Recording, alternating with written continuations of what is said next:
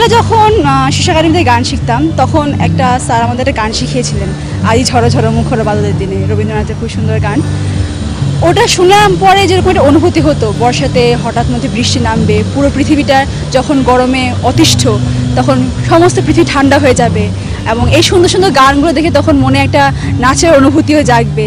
অনেক সময় দেখা যায় যে খুব বড় মানুষদের দেখতাম, তারা খুবই এনজয় করতো, আনন্দ করতো, মাঠে নাচতো, গাইতো। তো এই জিনিসগুলো খুব ভালো লাগতো, ছোটোবেলা থেকে দেখে আসছি। এখন যখন বড় হয়েছি তখনও মনে হয় যে বৃষ্টি একটা পড়লেই নেমে যাই।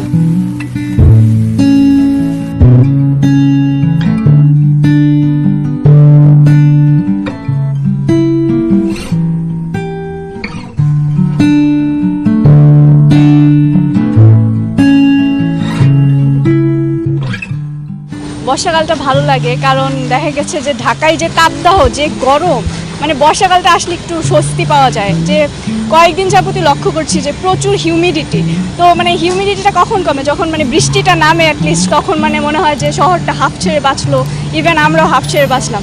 তো আলটিমেটলি দেখা গেছে ঢাকা শহরের জন্য মেনলি বর্ষাটা খুবই দরকার, আর বর্ষাটাই সবচেয়ে বেশি ভালো।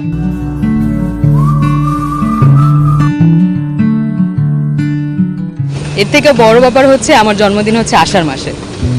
তো এই আষাঢ় মাসকে ঘিরে আমার একটা বাড়তি উত্তেজনা সবসময়ই থাকে। বাংলাদেশে আপনি একটা খেয়াল করবেন যে অন্য ঋতুর থেকে বর্ষাকালটাতে প্রকৃতিটা বেশি ফুটে ওঠে।